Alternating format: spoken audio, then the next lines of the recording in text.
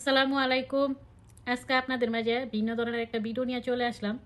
ভিডিওটা হচ্ছে ভেলাবর উপজেলা চটকাশিমনগর মধ্যমপাড়া গ্রামের একটা দুঃখজনক ঘটনা।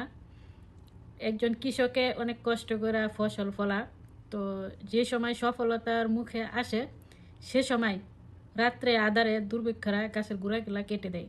আসলে একটা কৃষকই জানে যে জমিতে কতটুকু পরিশ্রম করতে হয়, আর একজন কৃষকের পেড়ে এইভাবে লাথি মারা কখনো ঠিক হয় নাই। তবে এই কাজটা যারাই করে আমরা সবাই ওনাকে সুষ্ঠু তদন্ত এবং বের করে ওর শাস্তি দাবি করছি। তো ভিডিওটা সবাই শেয়ার করে দিবেন আর সবাই। ছেলে বিদেশ থেকে মাছ খাই আইসি, এরপরে কতটুক খেয়ে আমি লাউ করছি পরে একবার সারা লাগাইছে তুইলা নিচে গা উড়াই সব।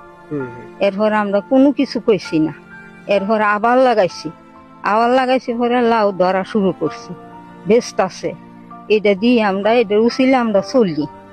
আমার ছেলের আর ওখানে কোনো কর্মটর্ম নাই। ওখানে আজকাল রাইতে এইগুলি সবগুলি তুলে লাইছে, একটা একটা গাছ নাই কাটতে লাইছে পরে ওখানে আর আমরা কি করুম, কিছু করার নাই।